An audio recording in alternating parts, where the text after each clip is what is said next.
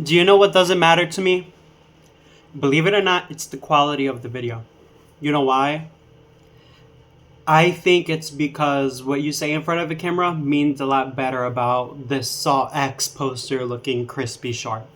Today, I hope this video finds you very well. This is a little bit of motivational video. It's not going to be biblical. It might be a little bit biblical, but not too biblical. It's going to be more in real life. How I dealt with job searches in my life and when it's time for you to move.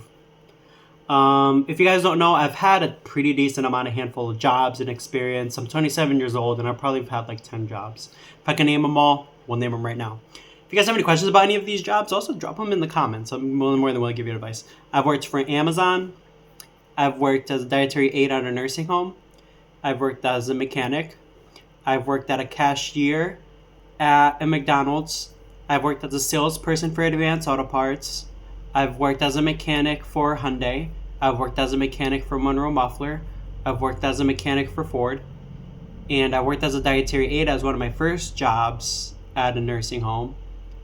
And I'm trying to see what else. I've been to college, your usual stuff. I have a little bit of side jobs here and there, so I have a pretty much expansion of experience. So I hope I can share that with you today. I'm hoping this video won't be too long, but let's get into it. The pressure of timing, how society, family, and personal expectations can make you feel rushed. When you're in your early 20s, the most pressure you'll ever feel is from your parents, especially in your early 20s. They pressure you to get into college, get yourself into crazy debt. I disagree with going to college today. It's a waste of your time. Society tells you that you need to have college, you need to get a house, you need to get married, you need to have kids. And when you follow the norm of what people tell you, you start becoming normal. And normal is getting into debt, overdrafting your credit cards, and having a car payment. Now, is there anything wrong with this? No. But what I find wrong with it is if you're trying to be financially stable while you're young, avoiding debt as much as you can is going to be your best bet. But today we're talking about finding work. Avoid the pressure of what society tells you what you should do. Good example of this is you need a job to get money to come in. Oh, just take the L on it. You make a lot of money. Go to the military. All these bull excuses to find yourself work is pointless. When you're young, it's not a matter of finding work to please yourself, because it's not that. In your 20s, you just want to get as much experience as you can. But you also don't want to do pointless work. Like if I truly don't like doing syringe work for BD, for an example, and I've worked there for probably like 2 years, and it's meaningless to me, then I'm not going to work there. But why did I work there? There was a season for that work. And God tells us that there's seasons for everything. And for that season, I went to Japan. So it blessed me. But when you're in seasons of working, realize that opportunities will open and you can use those opportunities to self-improve yourself, whether if it's being more confident, working in groups, learning how to dress up, learning how to talk to people, making friends, all these jobs that you're going to have are going to improve some type of area in your life. But you just have to pay attention on where you can improve and take the opportunity. Balancing, I need a job now versus I want the right job. Just like I was saying, find jobs that line up with what you're trying to do. If you're trying to be a mechanic, go to a mom and pop shop. Start simple. Go to a parts department as a salesperson. Or even consider working at a junkyard, pulling parts for people. That's still mechanical work, doors are open for that. Salespeople, you can work at an internet retail store. You can work at a Best Buy salesperson rep, or doing online remote work as a salesperson too, in customer service. There's always an entry point besides college to get you to anywhere you need to be.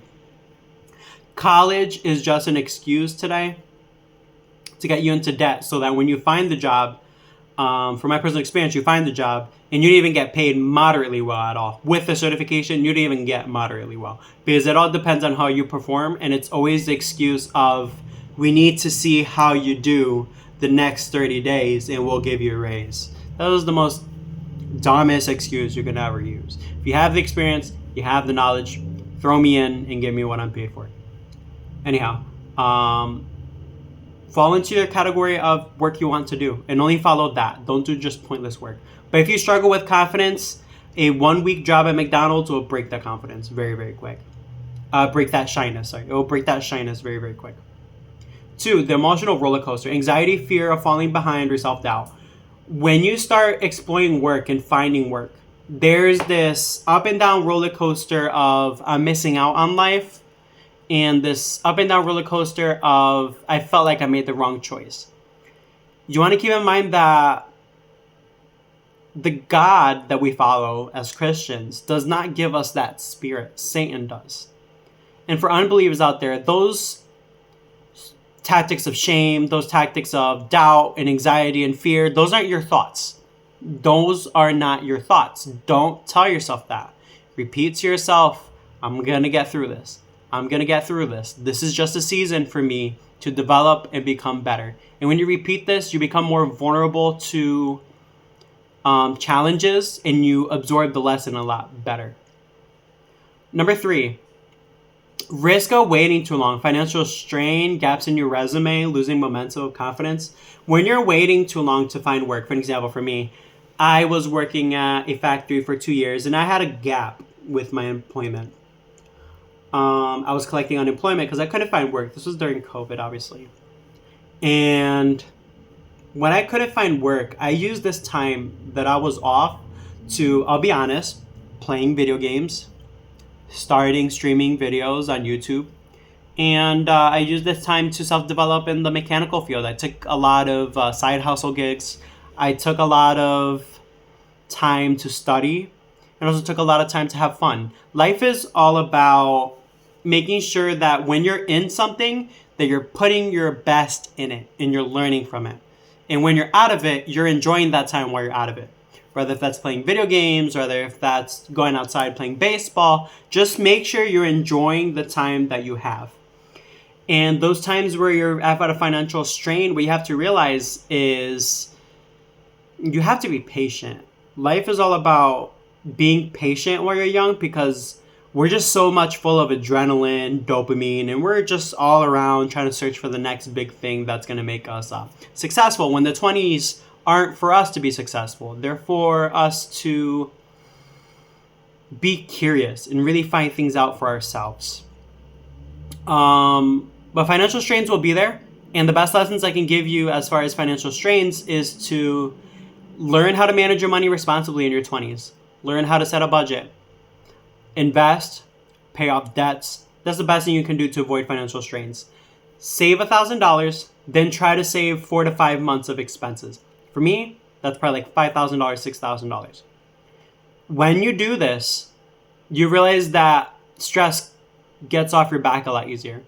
Gaps in your resume, you don't have to worry about this so much. You just have to explain to your employer that you couldn't find work and that you were using this time to study and to become more knowledgeable in the field that you're getting in.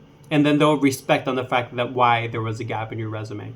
Because you were looking at improving, and that's what most employers want to see. Is this person improving, or are they just laying around on a couch watching Pokemon? Number 4, risk of rushing too quickly. Taking a job that doesn't align with your skills or values, burnout from a poor fit, and then difficult leaving a comfort job that holds you back. The bottom one, I can relate to so much. Difficult leaving a comfort job that's holding you back. And I'll probably end it here and then give you some end advice as far as what I could tell you. When it comes to comfort jobs, amazing coworkers, light work, easygoing management, and then no increase in pay, no increase in knowledge. These are comfort jobs. People call these today dead-end jobs because they are.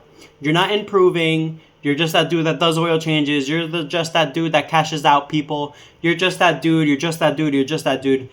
And when you find yourself in these situations, the best advice I can give you is move quickly.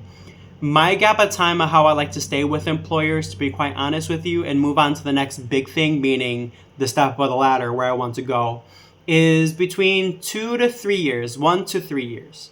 Because you don't want to be recognized as that person that always does this type of work, especially when you're trying to move up to the bigger thing, because you want to get paid more. You want to make sure that you're being paid reasonably.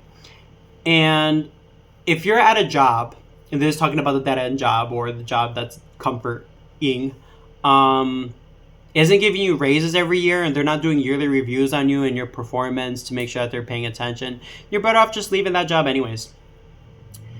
Because management's not paying attention. You're trying to do the best that you can, making sure that you're doing stuff timely. You're working with integrity. And if management's not paying attention, not giving you raises, then what's the point of working if it's not leading to anything? But what I will say is that the Bible does tell us that we're not working for earthly masters. We're working for Jesus. So when you work, it's always good to work with integrity. And it's always good to work with meaning, because of the fact that you know that God is looking and he's paying attention to the effort that you're doing. Those small mistakes that you're doing, those small slip-ups, those small things where you're like, it'll do it another time, and I'm guilty of this personally, and I'll expose it for what it is. I've done that many times where I'm like, let's throw it to the side. And you face the consequences for those, rather if that's sooner or later, because God sees. And that's really, really scary to think about. So leave that job, leave that comfort job that you're in right now. If it's not advancing you in your knowledge where you're young, you should be open to gaining experience. You should be open to expanding your mindset and being very open to meeting new people. When people leave jobs, people quit jobs, give their 2 weeks notice, and people quit, people come back, new people, old people. This is normal, especially when you're young. You're going to see a lot of people rotate in your life. And if you live in a small city, you might be able to go to the store next door and say hi to them and get to know them a little bit deeper. And that's the weird part about this stuff, is that it always comes back, believe it or not. Like, I saw somebody at a Planet Fitness local to me, and I remember I used to work with them a lot, and he gave me really, really good advice. And you see these people getting older and older and older, and you're still young. You're still in your 20s, 25, 28, 30. And you're just so surprised when you look at them. You're like, wow, like these people have grown up very quickly. And at least in my mindset is, what if I were to become that person and live in regret? And I think that's the thing about taking a risk and finding the right time to find good work, is that you don't want to live in regret. Time passes by very fast if you're sitting around and doing nothing. But time passes by really, really slow if you're doing the things that you love, that have an end result, and you're growing from it. For an example, hitting the gym to lose weight, starting a YouTube channel, and your YouTube channel is growing very quickly. People are commenting and liking your stuff. Or even working at a job where management is paying attention to your work, congratulating you, giving you a pat on the back, giving you raises, and your work starts becoming more advanced. Instead of becoming that oil change dude, now you're doing brakes, now you're doing motor mounts, now you're pulling engines, You're just leveling up little by little. And I think when we start to take at life as, I don't want to regret anything while we're young, I just want to take as much chances as I can, we can live happier. And then not only that, we can always live with a perspective that there's something good on the other end. Because if you're constantly living in misery with that mentality of, I'm going to regret this, I'm going to regret that, you're just going to grow older feeling more miserable. So why not take the chance now that you're young, without kids? If you're in your early 20s with no rent, no bills, your own car, there's so much that you can risk and win in your 20s. But as soon as you start advancing to 27, 30, 35, now you're implementing having children, you have a house, you have a wife, there's less of a risk that you can take, because now your family is dependable on you, and everyone else is too. I'm going to end it with that. Practical wisdom advice is setting deadlines for yourself. Give yourself a check-in emotionally and say, am I going on the right path? Is this for me, or am I just delaying something? Have a plan. Set up a savings account. Set up an amount that you want to invest in a goal of what you're trying to do. Read 100 books. Have the dream job at a Honda master technician level. Or being a very famous artist. And then trusting that the right time is partly about preparation, not just luck. You have to prepare yourself for the next steps in life. And if it's not the time for it, it won't come. But if it is time, you'll realize that the influx of opportunity is just going to rush in very, very hard. And it's not going to stop, because it's going to tell you that it's time to move. And when it's not time for you to move, you're going to feel like you're at a stagnation and everything is just slowing down, and it's going to be easy and it's slow, But when it's the right time, the influx of opportunity and excitement and guidance is going to be there, and you just have to keep your eyes open for it.